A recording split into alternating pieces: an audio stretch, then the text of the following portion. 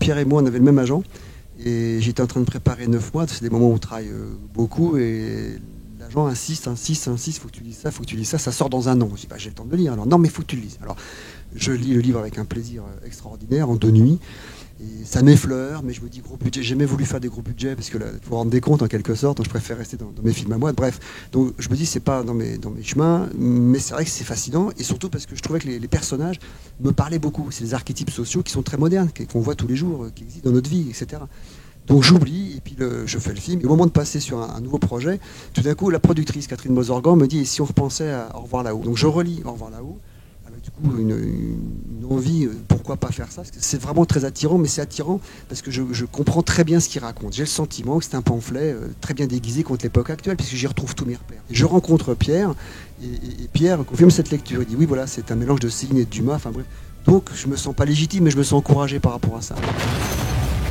Regardez! Plein de fois, je me suis dit pourvu que ça n'aboutisse pas, parce que ça me paraissait lourd. Donc de bol, ça aboutit. Les investisseurs étaient d'accord, etc., etc. Donc on s'y est mis et assez rapidement, j'ai fait une première adaptation en 3 semaines. Donc c'est un gros pavé. J'ai fait une V0 de 180 pages, donc qui était un pâté, qui n'était pas filmable, mais qui était déjà une synthèse de ce qui moi me plaisait dans le livre de Pierre. Donc voilà comment l'histoire s'est passée. Donc ça a eu le temps de décanter. Ton père il sera content que tu rentres de la guerre, même avec le visage un peu esquinté. Et maintenant que la guerre est finie, tu veux disparaître. Il ne reste rien de lui. Si. Pierre et moi, on s'est vu 2 fois, donc il n'a pas été intrusif du tout. Ceux qui ont lu le livre, on notait le gros changement à la fin. Donc quand moi j'ai fait ce changement, j'ai vraiment besoin de l'aval de Pierre. Donc je dis voilà ce que je veux faire. Il voulait pas faire un roman de gare, donc il m'expliquait vraiment qu'il voulait une fin délibérément ouverte et noire.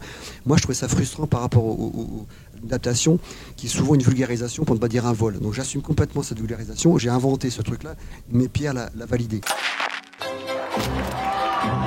Les masques du livre de Pierre sont très réalistes. Édouard Péricourt bricole ce qu'il peut avec ce qu'il a. C'est l'artiste, pas idéal, mais c'est le grand artiste en puissance, c'est la grande intelligence, c'est la grande sensibilité.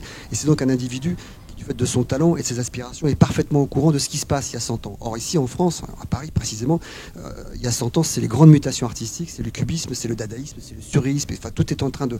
Et donc on suppose, ça m'arrange moi au niveau de l'image parce que c'est joli et c'est quelque chose qui donne une vraie force, mais on suppose qu'Édouard est au courant de tout ça. Donc on voit, si vous connaissez La Pissotière de Duchamp, on voit Le Baiser de Brancusi, on voit les évocations avec la femme aux cheveux bleus, les premiers aspects du cubisme.